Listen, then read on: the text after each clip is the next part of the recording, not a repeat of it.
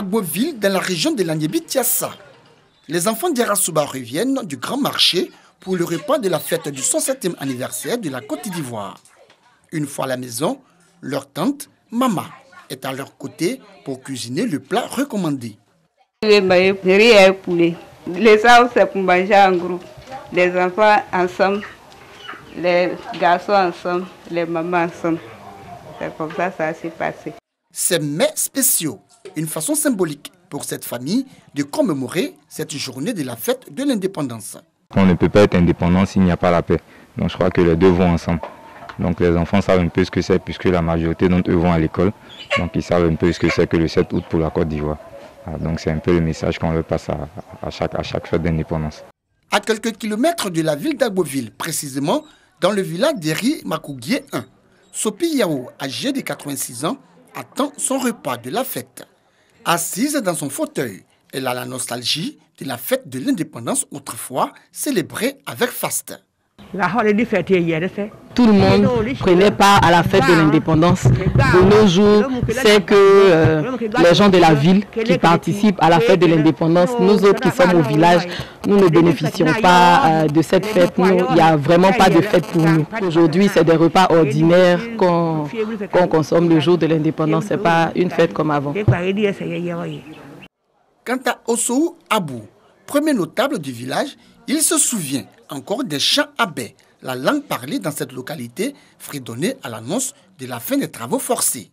La Côte d'Ivoire, le républicain, indépendance de Chouéi, Bambogo Saroba, indépendance de Chouéi, Bambogo Saroba. Je vois monter la fumée d'Agboville. Lorsqu'on a proclamé l'indépendance de la Côte d'Ivoire, à Agboville, les anciens symbolisaient l'État colonisé avaient été brûlés. Pour dire que nous sommes venus, maintenant nous sommes dans une nouvelle nation, nous nous appartenons à nous-mêmes. 60 ans après, il invite la jeunesse à travailler dur pour obtenir son indépendance. Je pense qu'il faut dire à la jeunesse que c'est la lutte qui permet à l'homme de s'affranchir. Et coronavirus est un message que Dieu nous envoie. Moi je crois pour que nous sachions gérer ce que nous avons. Cette année, la fête de l'indépendance est célébrée dans un contexte de crise sanitaire, la pandémie de la maladie à coronavirus, la Covid-19. 60e anniversaire de la Côte d'Ivoire, la célébration a été sobre à Grand-Laou pour le respect des mesures barrières contre la Covid-19.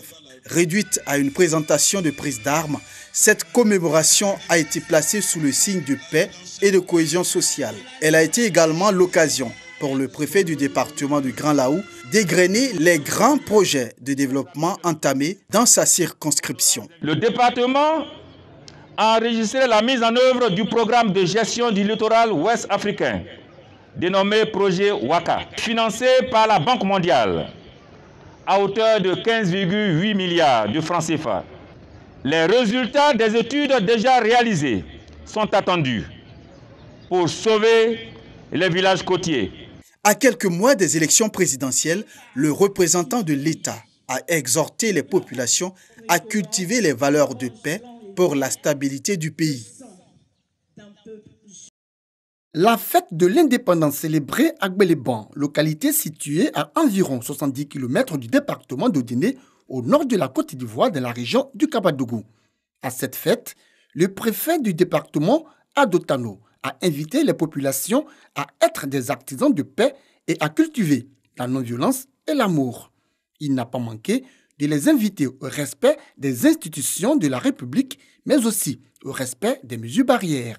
Le devoir citoyen nous appelle et nous avons la lourde responsabilité de nous mettre résolument à la tâche pour accroître l'action gouvernementale de notre localité. Le message du préfet, appuyé par le premier magistrat de la commune de Gbeleban, Sita Ouattara. Que les 60 ans de la Côte d'Ivoire nous apportent vraiment le bonheur, la prospérité et la paix, surtout la paix pour les élections à venir. La commémoration des 60 ans de l'indépendance de la Côte d'Ivoire à Gbeleban a vu la participation des guides religieux, des chefs traditionnels, des élus et cadres de la région.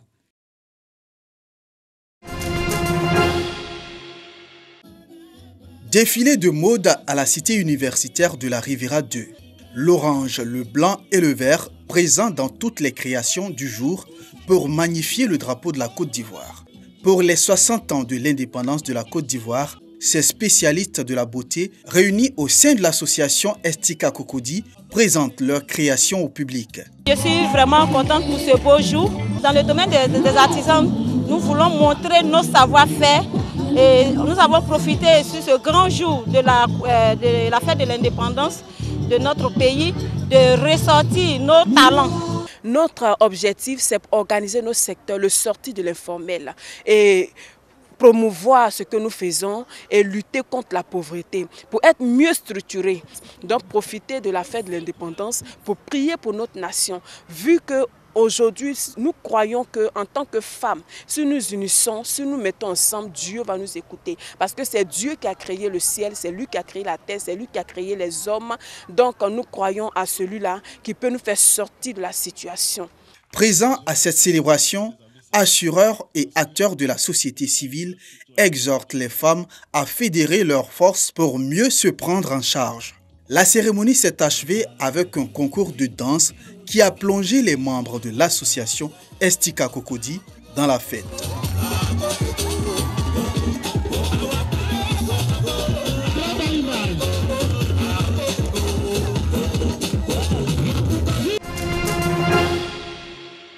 Planter 1 million d'hectares d'arbres par an, c'est le défi que veut relever l'ONG Sauvons notre forêt. Pour atteindre cet objectif, l'organisation mène une campagne de sensibilisation au reboisement. Ensemble, sauvons nos forêts. L'ONG Sauvons notre forêt alerte sur la déforestation qui a fait perdre au pays la quasi-totalité de ses forêts en une cinquantaine d'années. Je suis planteur de teck.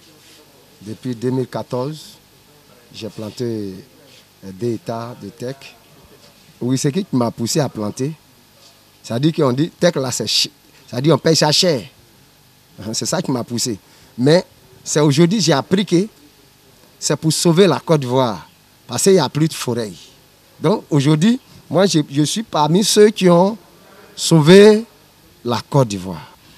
Le reboisement m'intéresse parce que, en premier temps, on se dit que c'est pour notre bien-être. Voilà, nous n'avons plus de forêt, donc il faut reboiser. Voilà. Et le second plan, c'est un projet à long terme. Bon, quand tu occupes un espace, je pense bien que à la longue, ça doit te produire quelque chose. Cela ne peut être possible qu'avec l'accompagnement technique adéquat. Aussi, l'ONG Sauvons notre forêt et le détachement des eaux et forêts de Bodokro, dans le centre du pays, ont signé une convention en vue de créer des pépinières de teck et d'autres espèces d'arbres. Le projet vraiment le plus ambitieux, c'est la base de données. La base de données des reboiseurs, la base de données des plantations et la base de données même sur l'état des plantations.